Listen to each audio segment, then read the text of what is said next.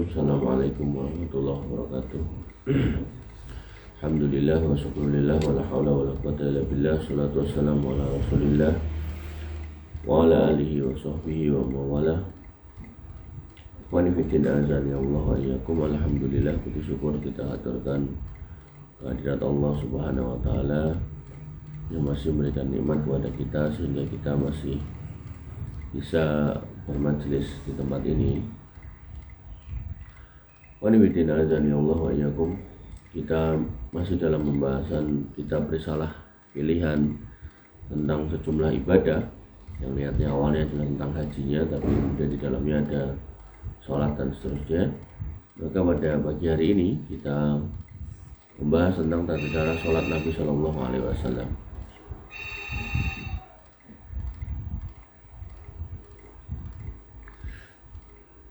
Nabi SAW terkait dengan sholat, beliau mengatakan, "Shollu kama ra'aitumuni usolli."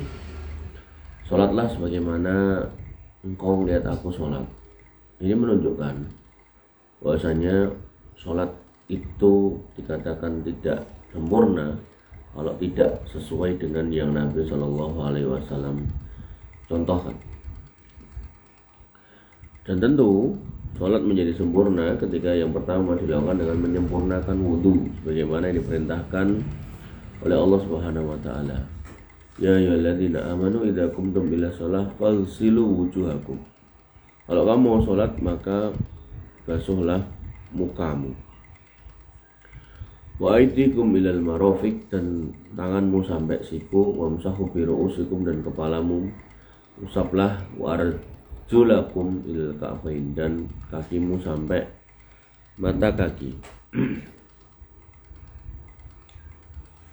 Kemudian Nabi SAW bersabda, la tuqbalu sholatu bi ghairi tuhurin. Sholat yang tidak menggunakan wudu maka tidak diterima. Wa idza qumtum ila shalah fa asbighul wudu, dan jika kamu tidak melaksanakan sholat maka sempurnakanlah wudu.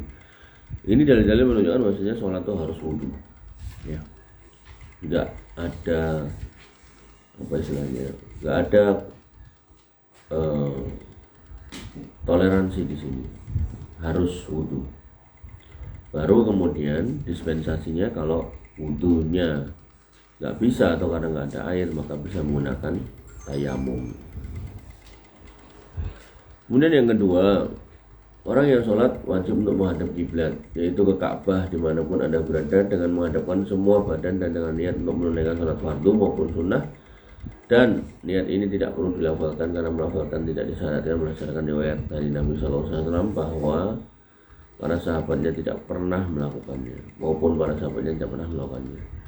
Lalu meletakkan sutroh atau pembatas di depannya baik imam ataupun sholat sendirian.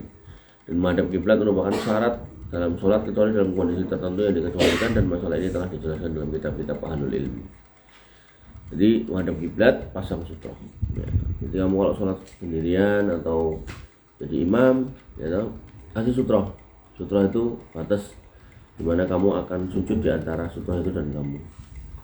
Nah, nanti orang yang lewat di depan sutroh itu maka dia nggak apa-apa. Tapi kalau sholat, kalau lewat di antara kamu dan sutroh maka wajib dicegah. Kemudian yang ketiga, takbiratul ihram. Wudu, menghadap kiblat, pasang sutroh, takbiratul ihram. Seraya mengucapkan Allahu Akbar.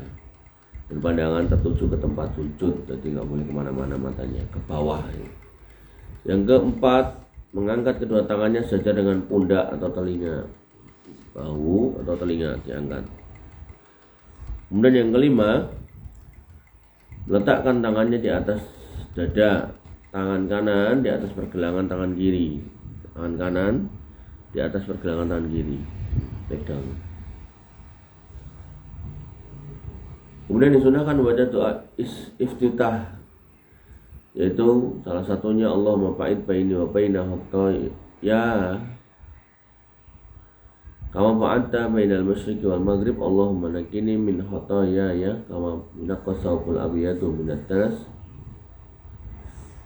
Allahumma fa'id baini wa baina khotoyaya kama fa'ata bainal masjid wal maghrib. Allahumma najini min khotoyaya kama yunaqqa thawbul abyad minat danas.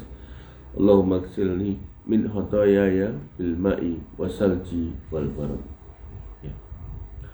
Atau yang kedua yaitu bisa juga subhanallah bihamdi wa tabarakasmu wa ta'ala jaddu wa la ilaha illa ghairuh. Bisa juga. Kemudian setelah istiftah baru ngomong atau mengucapkan a'udzubillahi minasyaitonir rajim, bismillahirrahmanirrahim. Nah, baru Al-Fatihah. La sholata liman lam yaqra' bi Fatihatil kitab. Al-Fatihah hukumnya wajib. Salat enggak pakai Fatihah batal. Kemudian dilanjutkan dengan baca surat yang mudah baginya. Jadi faqra'u ma tayassara minal Qur'an. Itu bahkan enggak cuma baca satu surat, bahkan satu ayat itu boleh. Jadi secara fikih sah. Alhamdulillah rabbil alamin waladhdallin, kemudian amin, kemudian nun, itu satu ayat tuh. Allahu akbar, sah sebenarnya.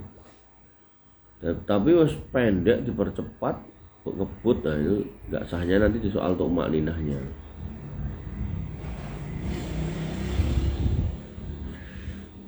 Yang ketujuh, takbir untuk rukuk dan mengangkat kedua tangan sejajar dengan pundak atau telinga. Dari takbirnya pundak atau telinga. Ya. Kepala lurus dengan punggung. Nanti begitu rukuk gini. Untuk L itu. Kedua telapak tangan megang di lutut sambil merenggangkan jari. Jadi tangannya posisi jenenge gegem lututnya itu. Dan tumakninah dalam rukuk. Tumakninah, jadi nggak boleh buru-buru. Biarkan semua tulang-tulang itu rapi gitu. Allahu Akbar, nanti berdiri gitu, Allahu Akbar, tek gitu, tek gitu. Lalu membaca subhana rabbiyal adim, wa ana rabbiyal adim. Baca 3 kali atau lebih. Lebihnya ini kalau konteksnya kamu jadi makmum, ya ikuti imamnya ya. Jangan mentang-mentang lebih terus kamu imamnya udah bangkit dari rukuk masih baca terus gak berhenti, gak boleh. Jadi mengikuti si imam. Kemudian disunahkan membaca juga, atau ini opsi ya, pilihan. Subhanaka Allahumma rabbana wa bihamdika Allahumma ighfirli. Ini pilihan kalau ini. Kemudian yang ke-8, bangkit dari rukuk dengan mengangkat kedua tangan sejajar dengan pundak dan telinga sambil membaca Sami Allahu liman hamidah. Sami Allahu liman hamidah. Jika jadi imam sholat sendirian, maka setelah posisi berdiri membaca Rabbana walakal hamd hamdan katsiran thayyiban mubarakan fi. Rabbana walakal hamd hamdan katsiran mubarakan thayyiban mubarakan fi. Mil as-samawati wa mil al-ardi wa mil ma bainahuma wa mil ma syi'ta min syai'in ba'di. Adapun makmum ketika bangkit dari rukuk membaca Rabbana walakal hamd dan seterusnya. Dan disunahkan bagi imam maupun makmum meletakkan tangannya di atas dada seperti kondisi saat berdiri sebelum rukuk, sebagaimana riwayat Rasulullah SAW dari Wa'il bin Hajar bin Suhail bin Sa'ad. Ini pendapat Syekh bin Baz ya. Jadi Syekh bin Baz itu punya pendapat bahwasanya orang kalau dari rukuk ke berdiri, artinya i'tidal sami Allah liman hamidah, itu tangannya nggak diluruskan tapi dibalik ke meneh kayak posisi awal. Itu salah satu ulama yang berpendapat seperti itu. Jadi ini bagian dari khilafiyah para ulama ya, artinya karena kita baca kitab Syekh bin Baz, Syekh bin Baz pakai pendapat itu.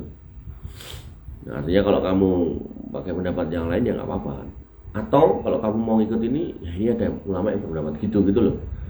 Sehingga nanti kamu kalau lihat orang kayak gitu, jangan buat salahkan gitu. Karena dia berpendapat berdasarkan dalil, yaitu hadis riwayat Wa'il bin Hajar dan Suhail bin Sa'ad radhiyallahu anhu.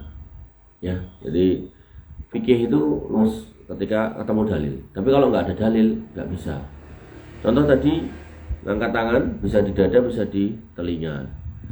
Tapi kalau kemudian ada orang yang angkat tangan dan yang mengurut tok, tapi dia terus dihubung kayak gitu, itu nggak ada dalil. Maka itu bukan khilafiyah. Ya, jadi pastikan kamu kalau dalam beribadah pakai dalil, merujuk pada dalil. Soal nanti akhirnya kamu beda dengan orang lain, nggak apa-apa selama kamu ada dalil. Tapi nek nggak ada dalil, jangan. Ya aneh-aneh itu. Allahu Akbar. Nggak ada dalil. Kalau nggak ada dalil dukung kayak gini ya jangan dukungkan. Ya, jadi Islam itu sebenarnya mudah.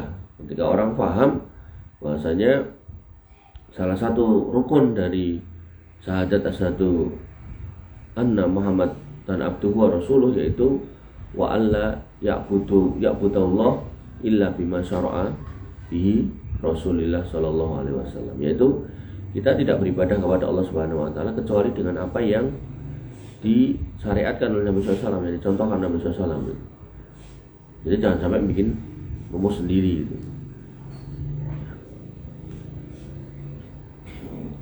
Yang kedua, takbir untuk sujud. Jadi setelah i'tidal ya mau ke sujud, yaitu dengan meletakkan kedua lutut sebelum kedua tangan jika itu mudah.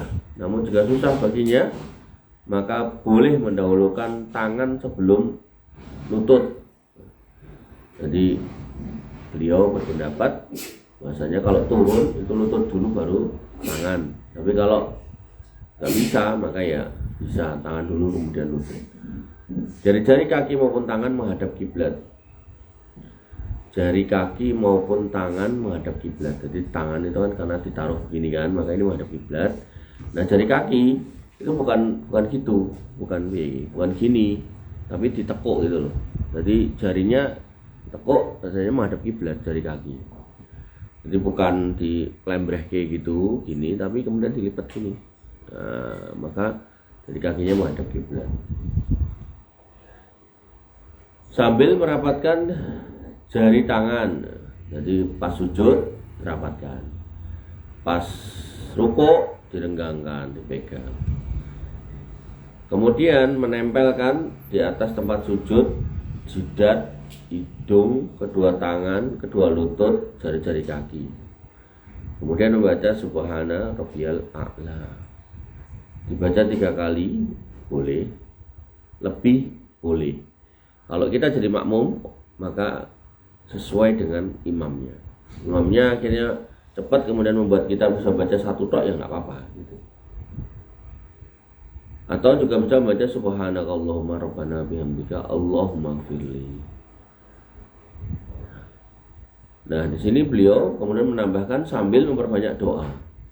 Beliau termasuk ulama yang berpendapat disunahkannya berdoa selain doa sujud pada waktu sujud. Ya. Nabi SAW pernah bersabda, ala wa inni nuhitu an aqra al-Quran raki'an aw sajidan. Ketahuilah aku dilarang untuk baca Quran saat ruku atau sujud. Jadi ruku atau sujud baca ayat enggak boleh. Fa amar ruku fa'addimu fihi ar-rabb azza wa jal. Maka pas ruku agungkan Allah azza wa jal dengan cara mengucapkan subhana rabbiyal azim. Wa amma sujud fastahidu fit du'a. Dan adapun sujud maka bersungguh-sungguhlah dalam berdoa. Nah doanya subhana rabbiyal a'la kalau udah ya minimal kamu bisa ucapkan 3 kali. Kalau udah maka kamu bisa doa yang lain. Nah ketika ayat di sini mengatakan wa inni nuhitu an aqra al-Quran raki'an aw sajidan. Di sini dilarang baca Quran, gitu. Quran aja nggak boleh dibaca.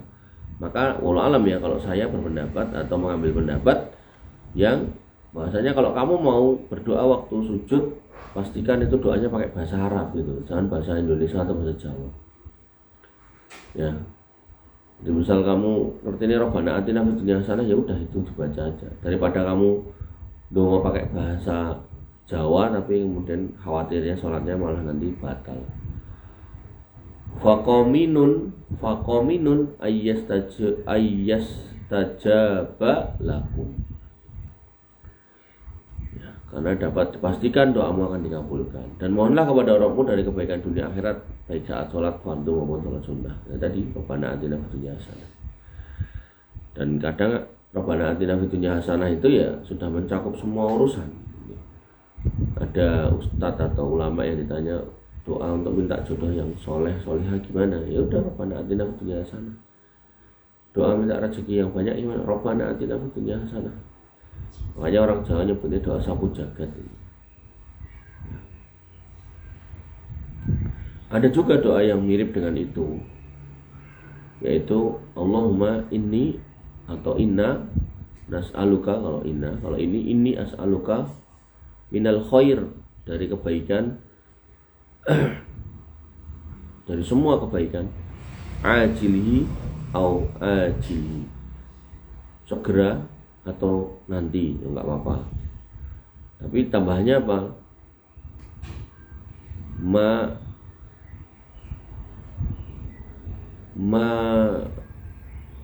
Na'lamu wa ma la na'lam, yang kami tahu dan yang enggak kami tahu.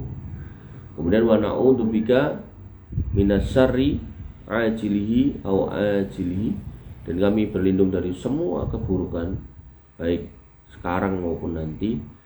Ma na'lam wa ma la na'lam.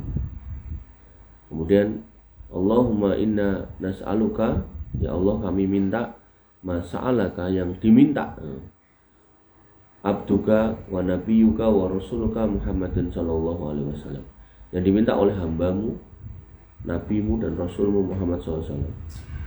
Wa na'udzubika, dan kami berlindung, ma'ada bihi nabiyuka wa rasuluka Muhammadun sallallahu alaihi wasallam, yang diminta perlindungannya oleh nabimu Muhammad sallallahu alaihi wasallam. Ini menunjukkan doa yang sapu jagat lagi. Jadi Nabi minta apa, saya ya minta, kira-kira. Maka ini hal yang luar biasa. Kemudian dalam posisi sujud, yaitu dengan merenggangkan kedua lengan di atas lambung. Jadi si ini loh, apa sebenarnya, siku itu jauh dari lambung. Lambung itu perut. Nah, perut dari paha. Jadi perutnya juga jangan sampai nempel ke paha. Artinya jangan sampai rengket banget gitu. Jadi cara bentuk itu gini. Nah, itu jangan ditekuk banget gitu, untuk jauh. Terus tangannya ini dijauhkan dari lambung, bukan limprak kayak wong kademen gitu. Kemudian paha dari betis. Jadi kakinya dijauhkan sambil mengangkat lengan bawah dari tanah. Jadi nggak boleh ini nempel ke tanah. Sebagaimana sabda Rasulullah SAW, sempurnakanlah sujud dan jangan sujud dengan meletakkan kedua lengan ke tanah seperti duduknya anjing. Jadi sampai disilakan itu duduknya anjing jangan diikuti-ikuti.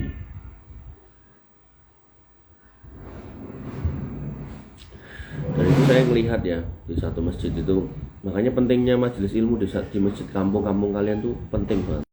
Berantakan, hampir mayoritas berantakan.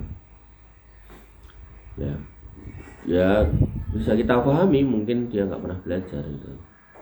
Makanya kamu sebagai anak muda di sini kamu belajar, nanti kalau kamu pulang masjidmu tuh hidupkan majelis ilmunya, ya. Jangan sampai ya kemudian masjidnya nggak pernah ada majelis ilmu, padahal kamu tahu gitu kan bagaimana keutamaan bermajelis ilmu. Dan kasihan kalau lihat orang-orang kayak gitu. Dan di masjid yang saya bilang tadi itu ada teman saya udah tawarkan diri waktu itu, ayo kapan pengajian ini. Tapi ya gitu, kosak-kosek ya, jadwalku saya kebak. So. Yang ke-10, mengangkat kepala sambil bertakbir. Ini berarti berdiri atau apa, menuju duduk di antara dua sujud. Kemudian merebahkan kaki kiri, duduk di atasnya, dan mendirikan kaki kanan sambil meletakkan kedua tangan di atas paha dan lutut. Jadi ini duduk iftiros dengan membaca Rabbi firli warhamni wahdini warzuqni wa'afini wajburni. Rabbi firli, ya Allah ampunilah aku, warhamni, dan rahmatilah aku, wahdini, berilah petunjuk aku, warzuqni, dan berilah rezeki kepadaku, wa'afini, dan maafkanlah atau ampunilah aku, wajburni. Wajburni apa ya artinya? Allahumma firli warhamni wahdihni warzuqni wa'afini wajburni. Apa artinya ya? Kamu masih kok? Berdiri doang, nggak ngerti artinya. Memaksa. Moralah. Siapa gue jenenge? Dafa. Apa Dafa? Rabbi firli warhamni wahdini warzuqni wa'afini wajburni. Rabbi firli ping 3 ya apa-apa. Itu juga ada kok dalilnya. Itu makanya tadi saya bilang fikih itu luas, artinya kalau kamu mau ngambil Rabbi firli 3 kali ya nggak apa-apa. Yang penting kamu tahu kalau itu ada dalilnya ya. 11. Sujud yang kedua sambil bertakbir. Sujud kedua bertakbir nggak ngangkat tangan. Kalau ngangkat tangan tuh wong Syiah, salah. Dan melakukan seperti sujud pertama. Yang ke-12, mengangkat kepala sambil bertakbir. Ini berarti berdiri dari sujud. Duduk singkat seperti duduk di antara dua sujud, dan duduk ini dinamakan duduk istiraha. Jadi beliau Syekh bin Baz termasuk yang berpendapat sebelum naik dari sujud itu duduk sebentar banget, hitungannya mungkin 2-3 detik itu, enggak lama ya. Jadi sebelum naik, jadi bukan langsung dari sujud langsung naik itu. Apa sih, stop sih, diluk banget kemudian naik. Amalan ini sunnah sehingga jika ditinggalkan maka dia tidak mengapa. Jadi langsung nggak apa-apa. Dalam posisi ini tidak ada zikir dan doa tertentu, lalu bangkit menuju rakaat kedua sambil bertolak pada kedua lututnya. Jika hal ini mudah baginya, namun jika hal ini sulit baginya maka dapat bertolak pada tanah lalu membaca Al-Fatihah dan surat yang mudah baginya, kemudian melakukan seperti yang dilakukan pada rakaat pertama. Diulangi lagi. 13. Jika sholat yang jumlahnya 2 rakaat, ini sambil jelaskan ini, yang ada pertanyaan tolong dikirim biar rasakan ini. Jika pertanyaan yang jumlah rakaatnya 2 seperti subuh dan Jumat serta sholat Id serta duduk setelah sujud kedua dan rakaat kedua, beliau tidak dengan posisi telapak kaki kanan berdiri sementara telapak kaki kiri direbahkan. Artinya beliau berpendapat kalau rakaatnya 2 itu duduknya bukan tawarruk tapi iftiros gitu. Tangan kanan di atas paha kanan sambil menggenggam jari kecuali telunjuk digunakan untuk mensyaratkan syarat tauhid. Ya, jadi duduk sholat ketika rakaatnya 2 itu duduknya iftiros bukan tawarruk. Tawarruk itu duduk kalau rakaatnya lebih dari 2, 3, 4 itu tawarruk. Ini pendapat ini dikatakan oleh Syekh bin Baz juga oleh Syekh Albani. Jika menggenggam kelingking dan jari manis dan melingkarkan ibu jari dengan jari tengah dan berisyarat dengan jari telunjuk, maka hal ini juga baik karena kedua cara tersebut disebutkan dalam riwayat Nabi SAW. Jadi posisi gini, menggenggam kelingking atau bentuk lingkaran kayak gini bisa, boleh. Genggam tok gini boleh, bentuk bunder gini boleh. Gini, gini, atau genggam gini ya boleh. Kemudian membaca tasyahud at-tahiyatu lillah wa salawatu wa thayyibat. Assalamu alayka ayyuhan nabiyyu wa rahmatullahi wa barakatuh. Assalamu alayna wa ala ibadillahi sholihin. Asyhadu an la ilaha illallah wa asyhadu anna Muhammadan abduhu wa rasuluh. Jadi kalau kita dulu di SD itu diajari tasyahud awal sampai gini dong. Nah yang benar ya semuanya sampai bawah juga. Allahumma sholli ala Muhammad wa ala ali Muhammad kama shallaita ala Ibrahim wa ala ali Ibrahim innaka Hamidum Majid, wa barik ala Muhammad wa ala ali Muhammad kama barakta ala Ibrahim wa ala ali Ibrahim innaka Hamidum Majid. Dan teks dalilnya enggak pakai sayyidina. Jadi jangan ditambah sayyidina. Karena ini dalil gitu loh. Dan ini sholat. Makanya ada Syekh Fulan itu kasihan ya. Ya beliau ulama, diulamakan orang. Tapi beliau terjebak dalam apa ya? Dalam kondisi kalau kemudian beliau menjawab apa adanya nanti tidak dibully sama umatnya atau dibully. Dia mengatakan dalilnya memang nggak ada sayyidina, tapi menambahkan sayyidina itu bagian dari adab. Jadi seolah-olah orang yang nggak pakai sayyidina nggak beradab loh. Salah. Padahal dalilnya di awal tadi jelas loh. Solu kama ra'aitumuni usolli. Sholat toh kayak ngeliat aku sholat itu. Dan Nabi nyontohin nggak pakai sayyidina, yus kita ikuti. Nah di luar sholat silakan. Kalau kamu sambil duduk-duduk di bawah pohon gitu kan, kamu bersolawat Allahumma sholli ala sayyidina Muhammad, nggak apa-apa, silakan gitu loh. Tapi kalau konteksnya sholat jangan gitu kan. Ya, kayak tadi dalil di atas tadi bahwasanya Nabi SAW dilarang waktu rukuk dan sujud, rukuk dan sujud baca Quran, itu larangan gitu loh. Ya, jangan kemudian malah baca doa pakai bahasa Indonesia atau bahasa Jawa, jangan. Nah, baru kalau kemudian tahiyat akhir tambahi Allahumma inni a'udzubika min adzabil jahannam wa min adzabil qabri wa min fitnatil mahya wal mamati wa min fitnatil masiihid dajjal. Kemudian berdoa dari kebaikan dunia dan akhirat. Jika mendoakan kedua orang tua atau orang yang muslimin juga tidak mengapa, baik saat sholat fardu maupun sholat sunnah, sebagaimana kemudian hadis Nabi SAW dari Ibnu Mas'ud saat mengajarinya tentang tasawuf. Beliau bersabda, summa liyatakhayyar minat du'a ijabahu ilaihi fayad'u. Kemudian setelah berdoa dengan doa di atas, silakan berdoa yang kamu suka. Jadi ada dua tempat untuk nambahkan doa selain yang ada dalam tuntunan sholat, yaitu yang pertama saat sujud. Dalam kasus Syekh bin Baz di semua sujud boleh. Nah, kemudian setelah tasyahud akhir, setelah membaca doa ini, Allahumma inni a'udzubika min adzabil jahannam wa min adzabil qabri wa min fitnatil mahya wal mamati wa min fitnatil masiihid dajjal. Bar kuwi tambah ana donga liyane. Sekali lagi pakai bahasa Arab. Nek ngertimu Rabbana atina fid dunya hasanah, silakan. Itu aja. Atau bisa Rabbi firli wali walidayya warhamhum kama rabbayani, silakan.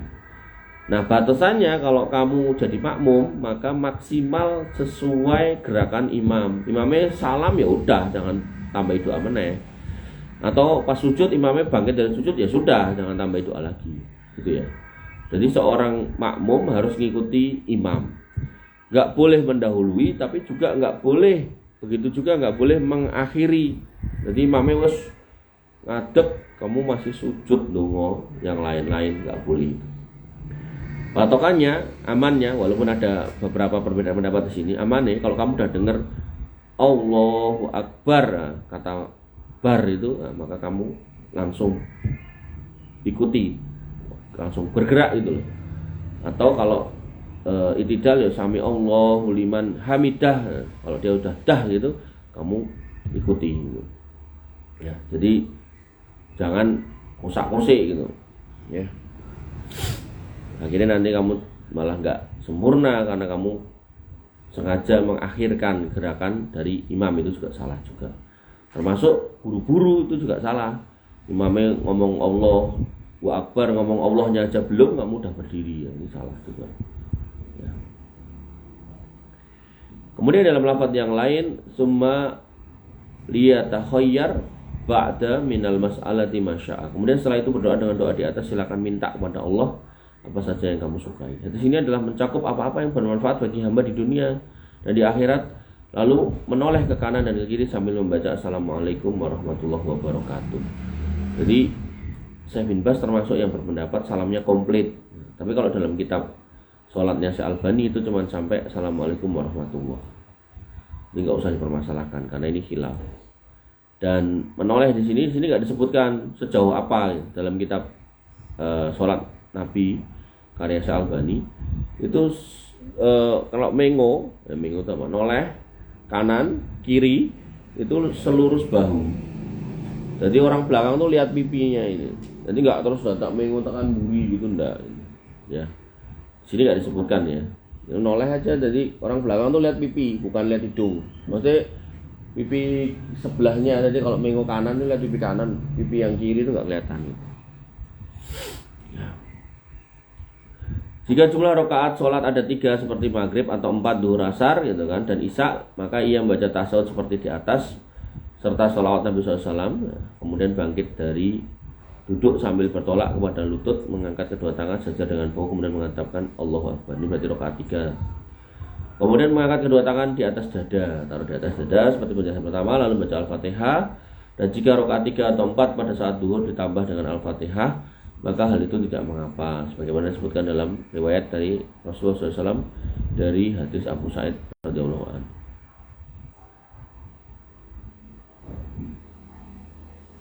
Jadi rakaat 3, 4 itu Al-Fatihah aja, gak pakai surat ya.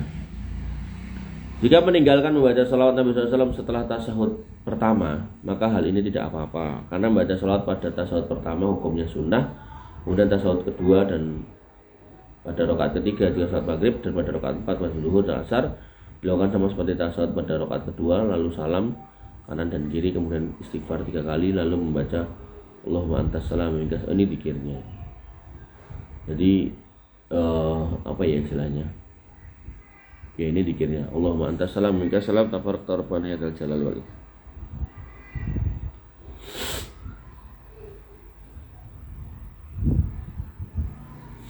Allahumma la mani alima a'taita wa la mu'ti alima mana'ta wa la yanfa'u dzal jaddi minkal jadd la ilaha illallah wa la na'budu illa iyyah lahul nikmatu wa lahul fadlu wa lahu tsana'ul husna la ilaha illallah mukhlisina lahuddin.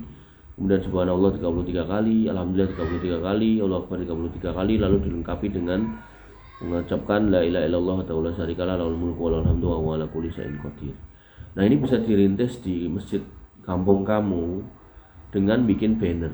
Jadi saya pas waktu diberi kesempatan umroh itu kan di masjid-masjid kampung, artinya apa ya istilahnya, karena hotelnya jauh, jadi kita sholatnya tidak di masjid haram, tapi maksudnya sholat tertentu, sholat yang bisa ke sana bisa, tapi kadang ada kayak sholat subuh gitu misalnya, atau mungkin sholat asar itu kita di masjid kampung.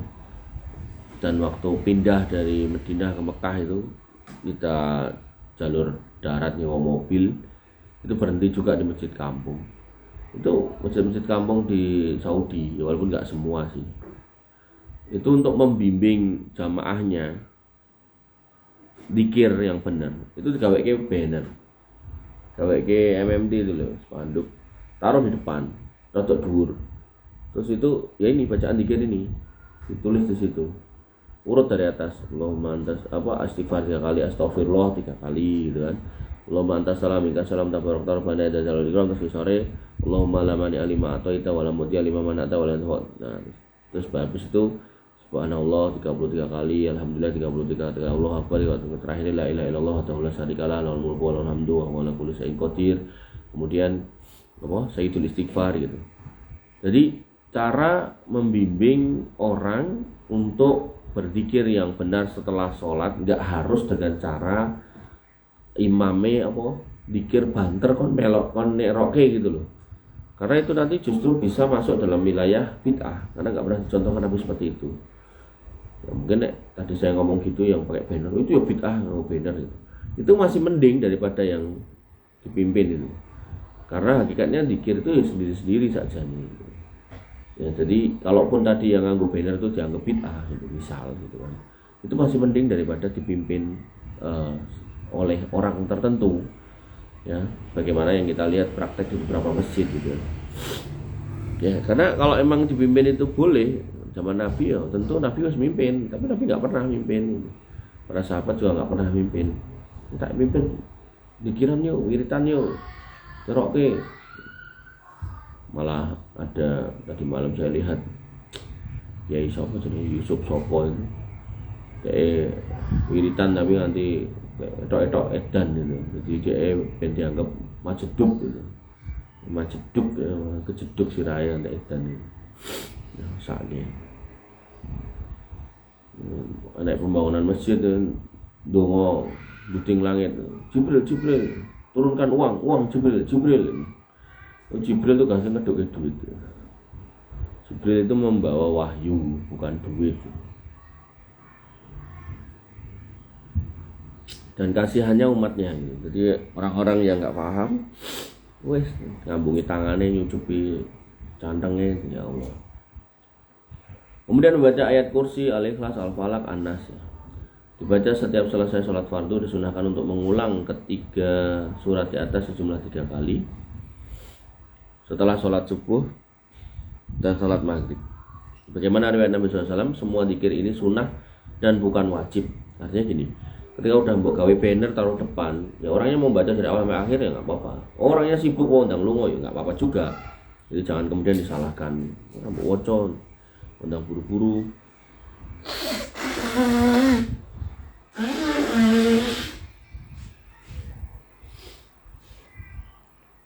Jadi setiap orang itu punya kondisionalnya masing-masing ya. Dan kita nggak boleh menyamakan kita dengan orang lain. Jadi kalau emang ada urgensi, apalagi kayak misal Pak Dokter dia harus segera untuk operasi, atau mungkin seorang pilot yang dia harus kejar penerbangan, atau orang yang ngejar jadwal kereta gitu, biarin aja. Ya, mudah-mudahan nanti pas di pesawat, di kereta dia berzikir. Dan orang beriman tahu benar pentingnya zikir, maka dia dimanapun akan berusaha untuk berzikir. Disyariatkan bagi muslim dan muslimah untuk melaksanakan sholat sunnah 4 rakaat sebelum duhur dan 2 rakaat setelahnya, 2 rakaat setelah maghrib dan isya, serta 2 rakaat sebelum fajar. Nah, orang-orang yang melakukan ini akan dibangunkan istana di surga. Jumlah semuanya 12 rakaat dan sholat ini dinamakan rawatib karena Nabi SAW selalu melakukan apabila tidak safar. Namun jika safar beliau meninggalkan kecuali 2 rakaat fajar dan witir. Jadi bayang toh, kalau sholat sunnah fajar itu nggak ditinggalkan walaupun safar. Ini menunjukkan sholat ini adalah sunnah muakkadah, sunnah yang ditekankan sekali. Makanya kamu kalau nggak safar gitu, kayak endang tangi gitu loh. Misalnya adzan 4:30 atau jam 4 seperempat, ya kamu tangi 10 atau 15 menit sebelum adzan. Pasang alarmmu yang kenceng nih. Bangun supaya bisa witir gitu. Atau kalau kamu biasa nggak bisa witir pas pagi, ya barisa itu loh witiro, 1 rakaat aja. Nah syukur-syukur kamu bisa bangun 1/4 jam sebelum sholat subuh itu kamu bisa tahajud 2 rakaat witir 1. Itu mau istiqomai aja, insya Allah kamu bisa jadi modal masuk surga. Ya. Dan sampai kemudian malah blong gitu. Terus witir orang, fajar orang. Sunnah ini beliau selalu kerjakan baik saat safar maupun tidak. Yang paling afdal jika sholat rawatib dan witir ini dikerjakan di rumah. Namun jika dikerjakan di masjid maka hal ini tidak mengapa. Kelihatan ya bagaimana seorang ulama itu luas dalam berfikih ya. Makanya kalau ada orang yang nuduh Syekh bin Baz ini galak lah, inilah wahabi lah segala macam, ini dia nggak paham beliau. Beliau ini orang buta. Jadi tidak sampai dikatakan garis keras meh ngopo gitu loh. Ngutok dijongkrok gawe tipu. Dan ternyata beliau seluas ini dalam fikih. Karena nanti ada ulama-ulama tertentu yang fajar tuh ya di masjid, ada yang kayak gitu. Nabi SAW bersabda, "Afdhalus sholatul mar'i fi baiti illal maktubah." Salat sebaik-baik salat seorang laki-laki itu di masjid kecuali di rumah kecuali salat fardu, maka di masjid. Ya, maka laki-laki usahakan sebisa mungkin gitu, untuk melaksanakan sholat di masjid. Mengamalkan sunnah-sunnah ini adalah merupakan sebab seorang masuk surga. Nabi SAW bersabda, "Man shalla isnatai asrota rakaatan fi yaumihi wa lailatihi tatawuan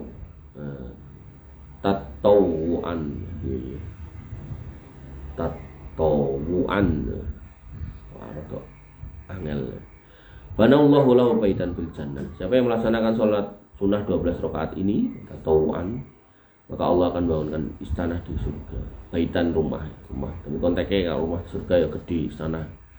Dan jika seorang melaksanakan sholat qobliyah asar 4 rakaat, qobliyah maghrib 2 rakaat, qobliyah isya 2 rakaat, maka hal ini lebih baik.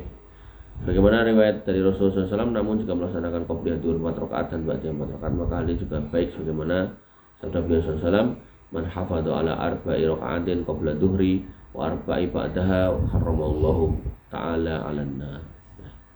Banyak keutamaannya ya. Maka siapa yang menjaga 4 rakaat sebelum duhur, 4 rakaat setelah duhur, sebelum duhur dan setelah duhur 4 rakaat, maka Allah akan haramkan neraka baginya.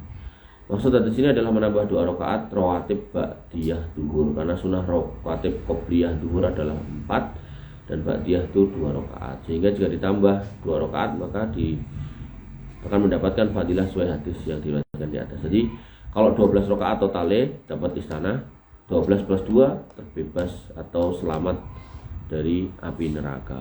Ya. Haramallahu ta'ala 'alan nar. Dan orang yang menjalankan sholat sunnah atau amalan-amalan sunnah itu dia nggak akan meremehkan yang wajib.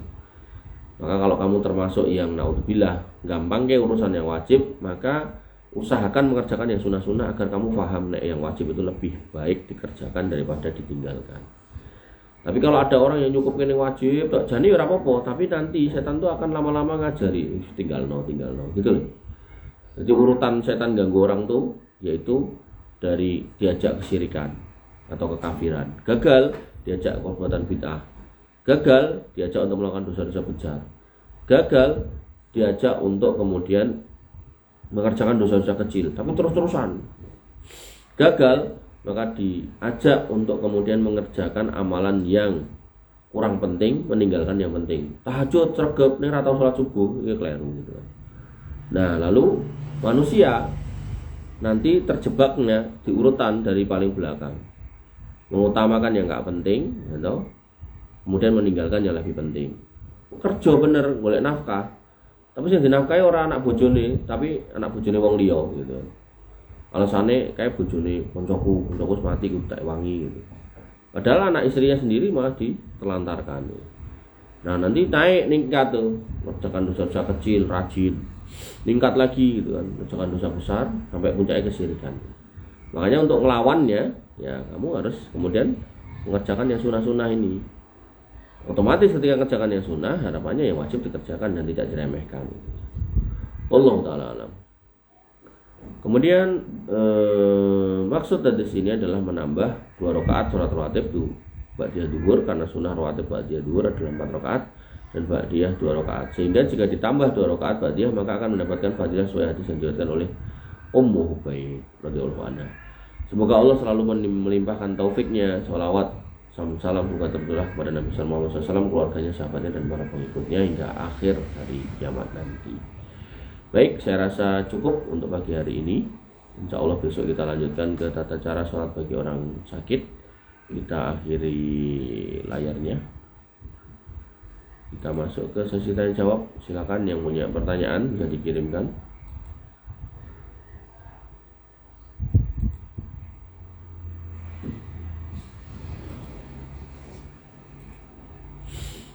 Yuk, siapa yang belum ngetik pertanyaan, ayo.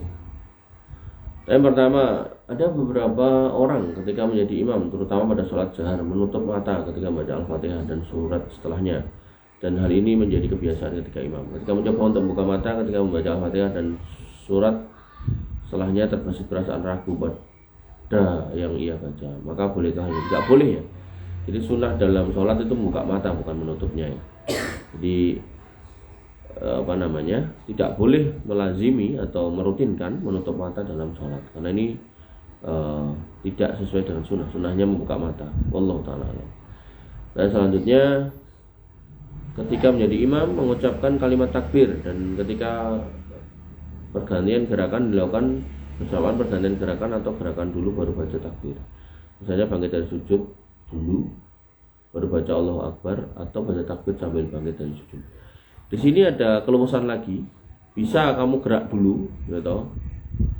Begitu selesai baru Allahu Akbar, atau bareng Allahu Akbar, bisa. Ada keluasan di situ. Artinya bisa milih mana yang paling gampang. Silakan. Wallahu ta'ala alam. Kemudian pertanyaan selanjutnya, gimana yang lain nih? Oh, di atas malahan. Oh, Masya Allah, lewat. Oh iya, dari atas ya. Ya, baik. Assalamualaikum. Waalaikumsalam. Apa benar jika ada orang baca bacaan sholat sesuai dengan kaidah fikih, tapi ia niatkan untuk berbicara pada orang lain, maka sholatnya menjadi batal? Walaupun sebenarnya tidak ada orang yang diajak bicara. Itu ngedan ya. Artinya kalau sholat ya kita sedang berkomunikasi sama Allah ya. Jangan kemudian kita sholat malah membayangkan ngobrol dengan orang lain ya. Ini kurang tepat ya. Jadi bagusnya ya kita membaca bacaan-bacaan sholat sesuai yang dicontohkan Nabi SAW, karena bunyi hadisnya shollu kama ra'aitumuni usolli, tapi ya niatnya ya kepada Allah, bukan kepada orang lain. Jadi saya malah nggak habis pikir ada orang kayak gini ya. Wallahu ta'ala alam. Dan selanjutnya, apakah orang yang menjadi saksi dalam transaksi ribawi akan mendapatkan dosa yang sama? Iya, sama ya. Jadi kata Nabi SAW, akila riba wa mukilahu la'anallahu akila riba. Allah melaknat akila riba, yang makan riba, wa mukilahu, dan yang mewakilkannya, kemudian wa katibaihi, dan pencatatnya, wa syahidaihi, dan saksinya, hum sawa, semuanya sama ya, sama-sama di neraka. Itu hadis itu mirip dengan ar-rasi wal murtasi finnar, orang yang menyuap dan yang disuap masuk neraka. Sama juga dengan hadis tentang minum-minuman keras gitu kan. Orang yang minum, yang menuang, yang menjual, yang mendistribusikan gitu kan, masuk neraka. Maka yang harus kita pahami dalam perbuatan dosa ya, sebaiknya kita enggak saling mendukung. Jadi kalau ada dosa, kamu jangan mendukungnya gitu. Ya. Bahkan puncaknya Syekh Utsaimin saya mengatakan ketika ditanya tentang hukum menjadi tukang kebun di bank ribawi, nah, beliau mengatakan nggak boleh gitu. Karena tukang kebun itu ya mendukung indahnya bank ribawi sehingga orang betah untuk ke bank itu. Sehingga kalau diperlebar lagi berarti jadi cleaning service di situ ya nggak boleh, jadi security ya nggak boleh, jadi driver ya nggak boleh, walaupun nggak pernah nyentuh uangnya gitu. Tapi dengan keberadaan pekerjaan-pekerjaan pendukung ini, ya ini menyebabkan usaha atau bisnis yang berbasis riba ini tambah gede gitu. Ini yang harus kita pahami. Ya. Jadi konteksnya nggak cuma di saksinya, kalau saksinya ini malah uang inti di dalamnya. Bahkan cleaning service, tukang kebunnya nggak boleh semua. Allah Ta'ala. Ya, termasuk dikiaskan lagi dengan yang sama, yaitu satpam nenggone diskotik, cleaning service nenggone diskotik gitu, nggak boleh. Dan tempat-tempat yang seperti itu kita nggak boleh bekerja. Pokoknya nggak boleh kita mendukung. Ya, ta'awanu 'alal birri wat taqwa, saling dukunglah, saling tolong menolonglah dalam kebaikan dan ketakwaan, wala ta'awanu 'alal ismi wal udwan, dan jangan saling mendukung pada perbuatan al-ism, yaitu dosa besar, wal udwan, dan permusuhan. Ya, wallahu ta'ala. Nah, selanjutnya di dalam kubur kita akan ditanya 3 perkara. Pertanyaan, apakah Nabi Muhammad SAW juga ditanya demikian? Wallahu alam, saya nggak tahu. Apakah pertanyaan ini untuk Nabi juga? Wallahu alam, saya nggak tahu. Dalam konteks jin korin, setiap kita diberikan jin korin yang akan goda kita setiap hari, setiap saat. Ya, Nabi SAW pernah ditanya oleh para sahabat, apakah engkau juga diberi ya Rasul? Nabi mengatakan, aku ya diberi ning jin korinku wis mlebu Islam. Jadi nek wong liya di ngongkon atau dikongkon jelek-jelek, dibisiki sing jelek-jelek, tapi kalau Nabi justru dibisiki yang baik-baik. Dalam kasus jin korin ya, tapi kalau dalam kasus ini pertanyaan kubur, apakah Nabi ditanya atau enggak? Wallahu alam, saya enggak tahu. Dan selanjutnya izin bertanya, Ustaz, bagaimana teknologi modern mempengaruhi pelaksanaan sholat? Misal, apakah aplikasi pengingat waktu sholat membantu akan mengurangi kekhusyuan dalam beribadah? Apakah aplikasi pengingat waktu sholat membantu atau mengurangi kekhusyuan dalam ibadah? Bagaimana media sosial mengaruhi pandangan dan praktek sholat di kalangan muslim modern? Tanyaannya kok rada aneh ya. Jadi intinya gini loh, teknologi prinsipnya ya, kalau itu digunakan untuk mendukung ibadah, misal kalau konteksnya mengingat waktu sholat, itu digunakan untuk mengingatkan kita nek wis wayahe mlebu sholat, maka insyaallah baik-baik aja gitu. Nah, tapi kalau kemudian ini piye ya istilahnya, pas kita sholat kemudian itu berbunyi-bunyi, ya itu ganggu tentu gitu. Ya, termasuk medsos gitu kan. Kalau kemudian waktu kita sebelum sholat kita lihat misal medsos yang isinya baik-baik, yang memotivasi kita untuk sholat, ya insya Allah itu medsos yang baik. Tapi kalau kemudian kita sholat sambil di tempat sujud kita ada Instagram atau Facebook yang terbuka, ya itu juga kurang tepat tentunya. Tapi prinsipnya saya sama pertanyaan ini kurang paham maksudnya seperti apa. Yang jelas teknologi itu dalam Islam itu boleh dan bagus untuk dikembangkan, sebagaimana sabda Nabi SAW ketika melihat ada sejumlah sahabat yang sedang mengawinkan pohon kurma. Nabi pernah mengatakan, kok tidak mau kawin kayak mbok rasah wae gitu, kira-kira gitu. Kemudian Nabi pulang, lalu kurmanya nggak berbuah gitu. Kemudian Nabi bertanya, kok nggak berbuah gitu. Ya jawab, ya karena nggak dikawinkan gitu. Kemudian Nabi mengatakan, antum a'lamu bi umuri dunyakum, kamu lebih tahu tentang urusan dunia. Sehingga dalam konteks hadis ini, urusan dunia seperti teknologi, kendaraan, dan seterusnya, pengobatan dan seterusnya, maka ada keluasan gitu, selama tidak nabrak urusan yang haram. Makanya nanti masuk di bab muamalah berlaku kaidah al-aslu fil muamalah al-ibahah. Jadi muamalah itu kemasannya semuanya boleh, illa ma dalil ala tahrimiha, kecuali ada dalil yang mengharamkannya. Berbeda dengan ibadah, al-aslu fil ibadah at-tahrim. Hukum asal ibadah itu dilarang illa ma dalil ala wujubiha, kecuali ada dalil yang memerintahkannya. Sehingga dalam konteks teknologi, ketika pengaruhnya baik pada sholat, ya misal tadi mengingatkan waktu sholat gitu kan, maka baik-baik aja, silakan dipakai. Tapi kalau konteksnya justru membuat kita lalai dari sholat, misal game online gitu kan, atau medsos, maka sebaiknya ditinggalkan. Wallahu ta'ala. Dan selanjutnya, di suatu daerah ada seorang imam membaca salam pertama ketika sholat dibaca pelan dan yang kedua keras. Dan ada juga seorang imam yang membaca salam pertama dibaca dengan keras dan salam yang kedua dibaca dengan pelan. Akhirnya ada perdebatan di antara jamaah, bingung mana imam yang harus ikuti pendapatnya. Mohon penjelasannya. Prinsipnya, yaitu dua salam ini nggak ada sunnahnya untuk dibedakan keras dan tidaknya.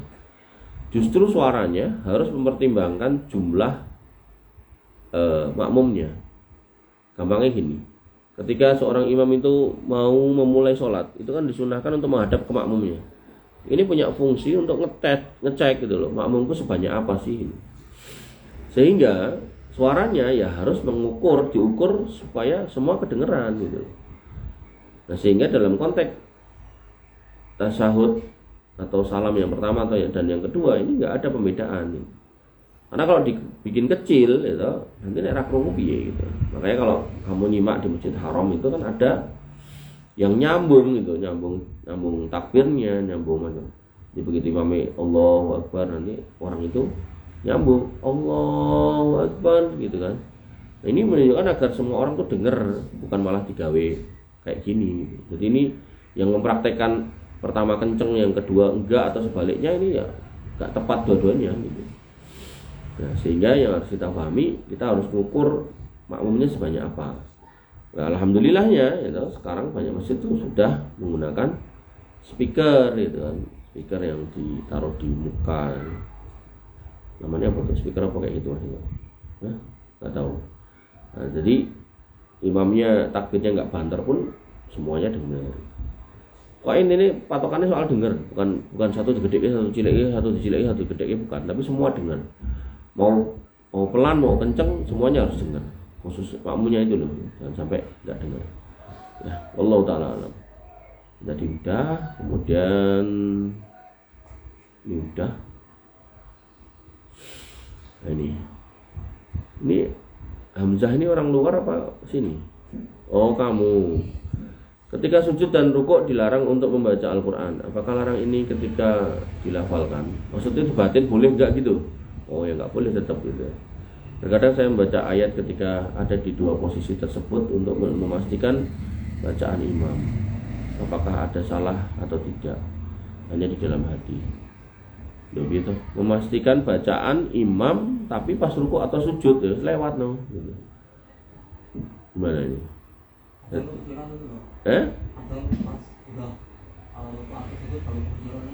Oh, itu was-was syaitan berarti gitu. Ya, jadi itu was-was syaitan. Jadi itu harus ditolak dengan ta'awudz billahi minasyaitonir rajim. Jadi justru kalau kita istilahnya mau mengkoreksi bacaan imam ya pas waktu berdiri. Tapi kalau kemudian kita batin, gampangane gunane apa gitu kan. Ya mungkin bisa kita jawab, ini gunanya buat saya untuk memastikan ke hati saya gitu. Ya tapi dalam konteks sholat ini kan nggak terlalu berfaedah. Jadi kalau emang benar mau memastikan bacanya benar apa enggak gitu kan, maka ya setelah sholat buka Quran gitu. Makanya pada satu masjid itu ada imam yang kemudian membaca gini, aku tadi lali sih.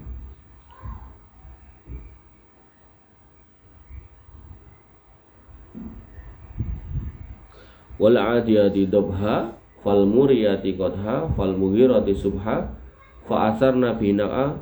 Nah ini tutupnya apa ki? Fa asarna bina'a. Terus tutupnya apa Mas Eko? Sing banter apa? Fawa? Sing keras toh? Fawa? Sot. Fawa sot. Ojo buka fawasot. Sot ya. Yahya? Fawasat. Kamu udah apa? Sin. Angga? Enggak tahu. Aman enggak tahu. Weh. Sin apa sot? Sin. Pajar? Idem. Angga wis nek ngawur apa? Sin apa sot? Sot. Nah. Yang bener apa? Nah, yang bener sin fawasat. Nah. Jadi ya tadi saya pernah ngalami kayak Dava tadi. Oh bacaannya kayaknya keliru gitu. Tapi ya karena apa ya? Beliau bacanya rada cepet tadinya ya kaya ora keoyak gitu kan. Arep bener ke terus mungkin waktu itu ya naudzubillah ya saya kurang begitu memperhatikan jadi kaya rada ora fokus gitu kan. Nah, sehingga setelah beliau melanjutkan baca saya ingat tadi beliau bacanya fawasat gitu kan. Nah, terus ya untuk memastikan ya setelah salam saya ngambil Quran, tak buka gitu. Fawasat. Kan wasat itu juga ada, wasat itu artinya tengah gitu. Ya. Terus nah, salami itu Pak Imam ya. Assalamualaikum Pak Imam. Waalaikumsalam. Ngapunten jenengan wau pas salat nek mboten kula klentu nggih jenengan maose fawasat ini. Oh nggih, langsung nggih Dek. Berarti kan sudah membenarkan toh enggak. Memang biasanya fawasat. Terus nah niki sing laras iki fawasat. Tak dudohke Qur'ane. Nah itu lebih berfaedah daripada dibatin tok. Nah, karena nek dibatin tok pun belum tentu batinan kita juga pas bener, misalnya malah salah juga gitu kan. Maka tadi yang saya lakukan cukup Quran tak buka di sisan gitu kan. Jadi foto koreksi gitu. Ya. Itu ya. Jadi ada juga nanti misal imam, tapi ini juga lihat imamnya ya, imam kampung memang oke salah ya biasanya mbah-mbah itu. Tapi nek imam sing nom-nom itu loh itu kemudian sampai disebut apa hafid itu, nah itu ya insya Allah mereka berusaha untuk bacaannya bagus ya. Tapi kalau memang kamu tahu salah mending dinasihati karena masih muda-muda tuh mending dinasihati. Ada juga kalau wasjud wa tarib, ada yang wasjud wa torib, ada juga wasjud wa torib gitu. Termasuk adzan itu juga hayya 'alas shalah gitu. Itu ya kayak gitu-gitu dinasihati aja. Atau mungkin pas tahlilan gitu kan. Tahlilan. Takbiran gitu kan. La ilaha illallah wallahu akbar. Allahu akbar walillah. Apa biasanya? Ilham. Itu salah itu. Walillahil ham.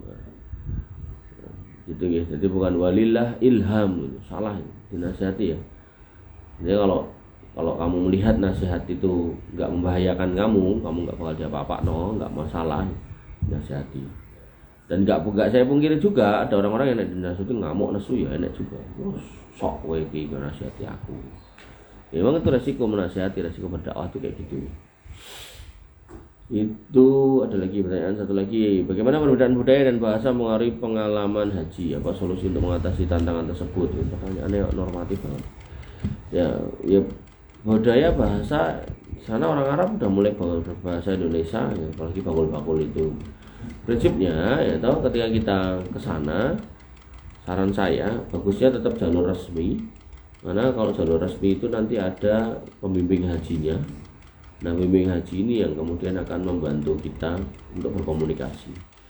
Dan kemudian kita punya komunitas, punya kelompok yang kemudian akan saling menjaga, saling melindungi. Kancaku ning orang siji, ora teko sing bulan iki, kaya mulih turu kok ora enek gitu, dan seterusnya. Maka pentingnya haji secara resmi agar kemudian kendala bahasa ini tidak terjadi, kendala budaya juga tidak terjadi. Termasuk kalau haji bersama dengan kelompok-kelompok yang resmi, biasanya panganan Indonesia, sing sanggup pecel, sing sanggup kering, sanggup abon gitu kan.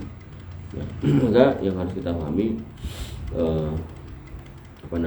jangan sampai itu dijadikan sebagai halangan untuk kita berhaji.